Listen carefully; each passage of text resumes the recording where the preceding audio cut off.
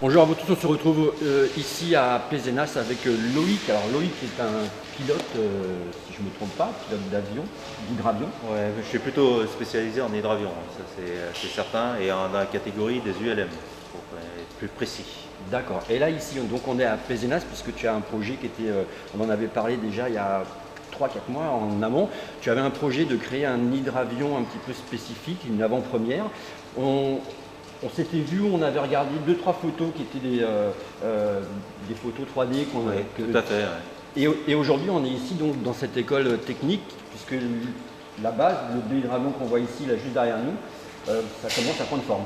Oui, tout simplement. Donc à l'époque, je t'avais présenté le projet que j'ai depuis de nombreuses années. C'est simplement de pouvoir avoir un hydravion qui est plutôt destiné au monde de la mer. C'est-à-dire que ce n'est pas un hydravion comme à l'heure actuelle, tous les hydravions qui existent dans le monde, en tout cas de l'ULM, sont plutôt spécialisés pour les lacs et l'eau douce. Et celui-ci, il est spécialisé pour aller amérir et décoller en mer et avoir surtout vivre dans un univers qui est quand même assez hostile, qui est l'univers agressif de l'eau salée, quoi. Donc c'est une machine qui va être entièrement en carbone, c'est une machine tout en composite. Et de cette façon-là, il y aura très peu, il n'y en aura même pas, à part le moteur, de ferraille à bord de cet hydravion ou d'aluminium, parce que l'aluminium, on a un problème aussi avec la corrosion et l'électrolyse.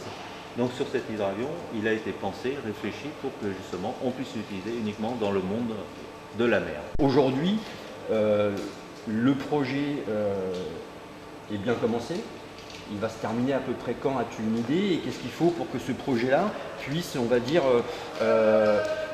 réellement bien démarrer et pour aller un petit peu peut-être plus vite ou voilà. Alors, Quels sont tes besoins aujourd'hui pour que ce projet puisse alors le projet a été monté d'une façon sociétale, c'est-à-dire que j'avais vraiment envie, et on avait l'opportunité surtout avec le lycée technique, donc Charles Liès de Pézenas où nous sommes, de pouvoir faire participer des élèves, CAP, DEP, Bac Pro, de travailler, d'apprendre leur futur métier par le biais de cet hydravion.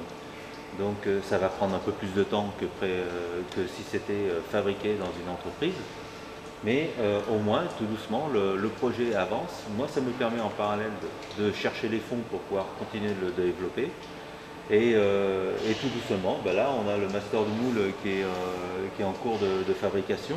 D'ici la fin de l'année scolaire, le master de moule sera terminé. La saison scolaire prochaine, les élèves ils vont tout simplement fabriquer les moules de la coque de l'hydravion.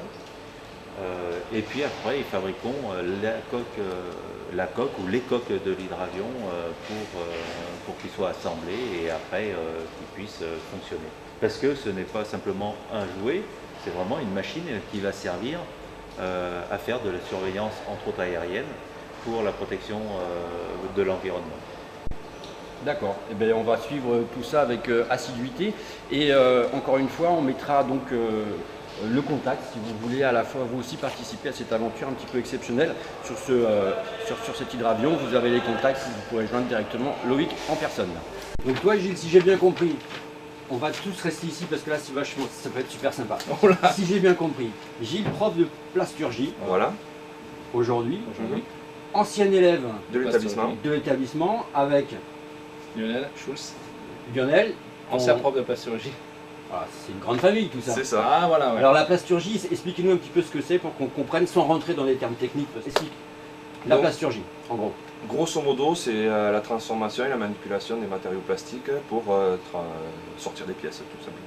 C'est ça, c'est des moulages. Donc si on est dans le côté injection, ça va être transformation de la matière en la chauffant et en envoyant sous pression dans un moule. Par contre, dans le côté composite, donc qui va être en rapport avec la fibre de verre et la résine, principalement en polyester, on va appliquer la résine sur la fibre de verre pour la renforcer directement dans un moule. Et on va attendre. Et alors sur l'idée de Loïc, qui est Mhm. quand même une idée complètement un petit peu folle quand même. Oui. C'est un prototype, Tout à fait. il faut y croire. Mhm. Bon, le truc qui est quand même sympa, c'est d'associer, on va dire, l'idée d'un fou, grosso modo, avec des étudiants, donc c'est une participation collective un petit peu de tout le monde si j'ai bien compris. Exactement. Donc son projet est principalement dans la partie composite, puisque bon, on n'a pas de machine assez importante et en plus les moules en injection coûtent extrêmement cher. Donc on va fabriquer une coque tout simplement autour de la pièce maîtresse pour réaliser plusieurs pièces en production. C'est-à-dire qu'en fait, on part de sa pièce type et on va réaliser un moule pour pouvoir faire d'autres pièces par la suite, avec Voilà. d'éventuelles modifications. C'est ça.